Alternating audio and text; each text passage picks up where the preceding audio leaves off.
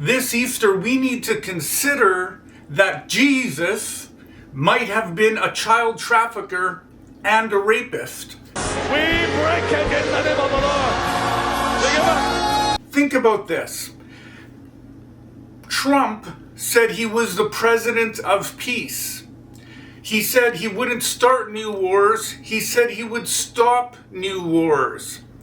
The same people who believed him, who are supporting him now, are trying to tell us that 2,000 years ago, Jesus was the Prince of Peace. They expect us to believe them about him who lived 2,000 years ago, while they were believing in someone today who overtly lied about being the president of peace, someone who it's documented on video, his confessions and the things that he said, as well as the things that he has done. The same person who was begging for a Nobel Peace Prize after saying he wants to take over Greenland and Panama and Mexico and Canada, is followed by the same types of people who followed Jesus 2,000 years ago. Hallelujah. Take it! You want it tonight! Take it! Do you understand? Hallelujah. So consider that there's a strong version of this argument, and then there's a weak version. The strong argument is that if people today can be so faithful and so devoted to someone who has made such overt and ridiculous lies while they are chronicled on videotape, why should we believe them when they talk about someone who lived 2,000 years ago, when the things that were written about him were written 20, 30, 40, 50 years after his life, and when we have a whole history of so the church that had been in control of everything was very capable of getting rid of books and getting rid of information and getting rid of history. Just like they're trying to censor people now and get rid of history and get rid of people who criticize Christianity. So there's the stronger version of this, which is, why should we believe those people who are telling us Jesus is the Prince of Peace when the same people believe that Trump is the President of Peace?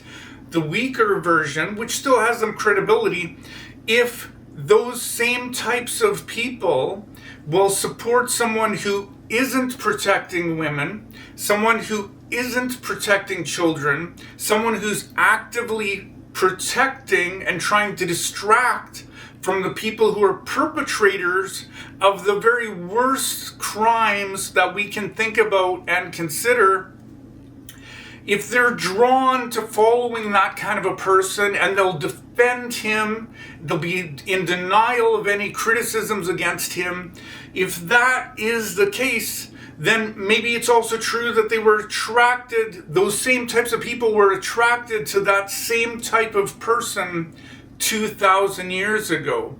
Someone who could blatantly and unashamedly lie about who they are and about what they are doing. Trump and his followers, they've proven, they've shown that Jesus might have been a trafficker, might have been a rapist, or at least we have no reason to believe that he was anything more than that.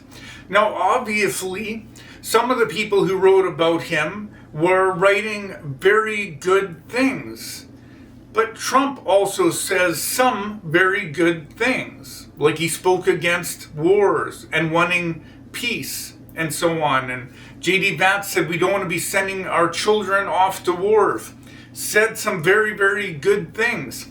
But that doesn't prove those good things, which we should still think about and we should consider, but those good things don't prove that he was actually a good person. He might have been as corrupt and immoral as Trump is.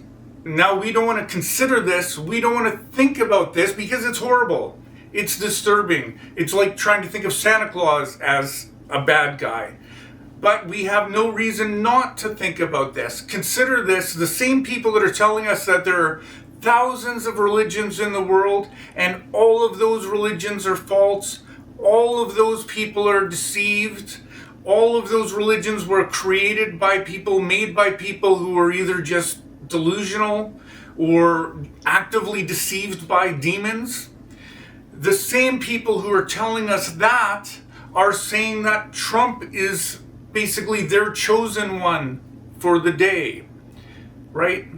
So if they can be so deceived by him while they're criticizing all those other people, why shouldn't we also believe that the people 2,000 years ago were deceived just like they are? So when you're thinking about this Easter, thinking about going to some church event, think that Jesus could have been a trafficker and a rapist. Think that the people who are supporting him, almost 90% of them voted for Trump. Consider what you're supporting, what you're believing, and what you're doing, what you're having faith in.